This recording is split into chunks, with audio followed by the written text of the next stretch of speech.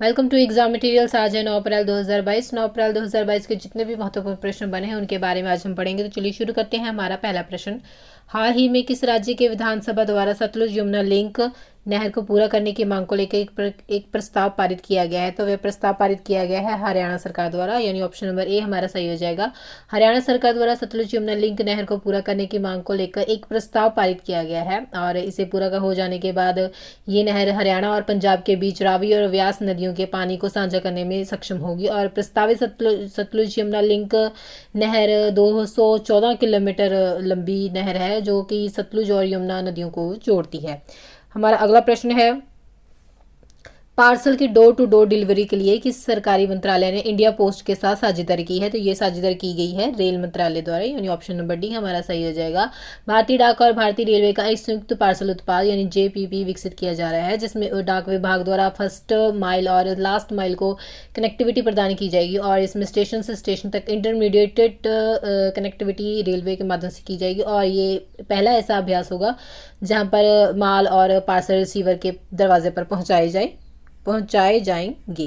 सरकार ने अप्रैल 2022 में सेमीकंडक्टर निर्माण के लिए सलाहकार समिति नियुक्त की है। समिति के प्रमुख अध्यक्ष कौन है? प्रमुख कौन है? तो समिति के प्रमुख हैं अश्विनी वैष्णव, यानी ऑप्शन नंबर डी हमारा सही हो जाएगा।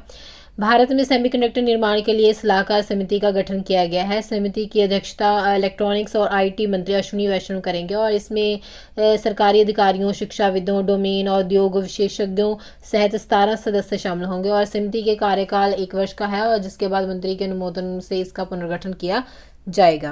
बढ़ चलते हैं हमारे अगले प्रश्न की ओर। हमारा अगला प्रश्न है, वन हेल्थ फ्रेमवर्क को किस राज्य में पायलट प्रोजेक्ट के रूप में लॉन्च किया गया है? तो ये लॉन्च किया गया है उत्तराखंड के, यानी ऑप्शन नंबर बी हमारा सही हो जाएगा। पशुपालन और डेयरी विभाग ने उत्तराखंड राज्य में वन हेल्थ सपोर्ट यूनिट द्वारा वन हेल्थ फ्रेमवर्क को लागू करने के लिए एक पायलट प्रोजेक्ट की शुरुआत की गई है। और इस यूनिट का मुख्य उद्देश्य पायलट परियोजना के कार्यों के आधार पर एक राष्ट्रीय एक स्वास्थ्य रोड मैप विकसित करना है और एक स्वास्थ्य सहायता इकाई के कार्यों का नेतृत्व करने के लिए भारत सरकार के प्रधान वैज्ञानिक सलाहकार की अध्यक्षता में अंतर मंत्रालय स्वास्थ्य समिति की स्थापना भी इसमें की गई है। हमारा अगला प्रश्न है, हाल ही में एनपीएआर इंडस्ट्रीज ने किस सेलिब्रिटी को अपना ब्रांड एम्बेसडर बनाया है? तो ये ब्रांड एम्बेसडर बनाया गया है सोनू सूद को, यानी ऑप्शन नंबर सी हमारा सही हो जाएगा। सोनू सूद को अपना ब्रांड एम्बेसडर घोषित किया है। अपने केवल भारत में ही नहीं बल्कि 125 से अधिक देशों में कंडक्टरों, ट्रांसमिशन केबलों, विशेष तेलों, पॉलीमर और लुब्रिकेंट्स का एक अत्याधुनिक विश्वसनीय निर्माता और आपूर्ति करता है जो कि कल के समाधान आज प्रदान करने के लिए दर्शन और टैगलाइन के साथ है। ब्रांड एम्बेसडर के रूप में सोनू सूद अपने ग्राहकों ब्रांड की अच्छाइयों के बारे में बताएंगे। पर चलते अगले प्रश्न की ओर। हमारा अगला प्रश्न है, किस देश ने 2022 में स्वच्छ ऊर्जा मंत्र स्तरीय विशिष्ट अधिकारियों की बैठक में मेजबानी की है? तो ये मेजबानी की गई है ऑप्शन भारत के द्वारा, यानी ऑप्शन नंबर डी हमारा सही हो जाएगा। भारत अप्रैल में हुई स्वच्छ ऊर्जा मंत्रालय सीईएम विशिष्ट अधिकारियों की बैठक की मेजबानी की गई है और ये स्वच्छ ऊर्जा नीतियों के विभिन्न कार्य क्षेत्रों के कार्यों की भी समीक्षा इसमें करेगा।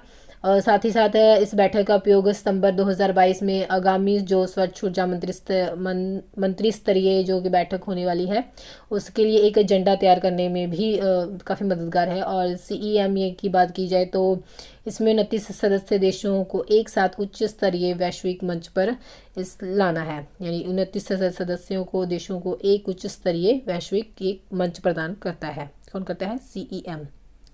बढ़ चलते अगले प्रश्न की ओर। हाल ही में रक्षा मंत्री राजनाथ सिंह ने कहां पर वायुसेना कमांडरों के सम्मेलन का उद्घाटन किया है? तो ये उद्घाटन किया गया है नई दिल्ली में, यानी ऑप्शन नंबर बी हमारा सही हो जाएगा। रक्षा मंत्री राजनाथ सिंह ने नई दिल्ली में वायुसेना मुख्यालय में वायुसेना कमांडरों के सम्मेलन AFCC का उद्घाटन किया और 3 दिवसीय चलने वाले समारोह के दौरान सम्मेलन के दौरान वायुसेना के कमांडर को हाईटेक और विकसित परिचालन परिदृश्य में भविष्य की चुनौतियों से संबंधित महत्वपूर्ण मुद्दों पर चर्चा करेंगे। हमारा अगला प्रश्न है, किस संस्था ने braving the storm east Asia and Pacific economic update report जारी की है? तो ये रिपोर्ट जारी की गई है विश्व बैंक के द्वारा, यानी ऑप्शन नंबर ए हमारा सही हो जाएगा। वर्ल्ड बैंक ने अप्रैल 2022 में अब update braving the storm east Asia and Pacific economics को जारी किया है। रिपोर्ट के अनुसार क्षेत्र में 3 जोखिम है जिसमें कि अमेरिका में वित्तीय तंगी और चीन में ढांचागत मंदी और साथ ही साथ यूक्रेन में युद्ध की स्थिति बनी हुई है, उसको लेकर रिपोर्ट का अप्रैल 2022 का अंक जोखिमों को टालने और अवसरों का लाभ उठाने के लिए साहसिक सुधारों को सुझाव दी लेकर लाया गया है। बढ़ चलते हैं हमारे अगले प्रश्न की ओर। हमारा अगला प्रश्न है, आरबीआई मौद्रिक नीति समिति ने फाइनेंशियल ईयर 2023 के लिए जीडीपी की वृद्धि का कितना अनुमान लगाया है? तो ये अनुमान लगाया गया है 7.2 का, यानी ऑप्शन नंबर बी हमारा सही हो जाएगा। आरबीआई की मौद्रिक नीति समिति ने वित्त वर्ष 2022-23 में फाइनेंशियल ईयर में भारत की वास्तविक जीडीपी वृद्धि दर 7.2 रहने का अनुमान इसमें लगाया गया है और समिति ने लगातार 11वीं बार रेपो और रिवर्स रेपो में 4% पर अपरिवर्तित रखने के लिए इसमें वोटिंग की गई है। पर चलते हैं हमारे अगले प्रश्न की ओर। हमारा अगला प्रश्न है, भारत ने स्कूल स्वास्थ्य और सिंचाई परियोजना के निर्माण के लिए नेपाल के साथ कितने समझौते ज्ञापनों पर हस्ताक्षर किए हैं? तो वह हस्ताक्षर किए गए हैं 3, यानी ऑप्शन नंबर ए हमारा सही हो जाएगा। भारत और नेपाल में संघीय मंत्रालय ने नेपाल में स्कूल, स्वास्थ्य, पोस्ट और सिंचाई परियोजना के निर्माण के लिए 3 समझौतों पर हाल ही में हस्ताक्षर किए हैं। तो फ्रेंड्स, ये थे हमारे कुछ 10 प्रश्न। अगर आपको वीडियो अच्छी लग रही हो तो आप इसे लाइक और शेयर करें। अगर आप चैनल पर नए हैं तो इसे सब्सक्राइब करें। धन्यवाद।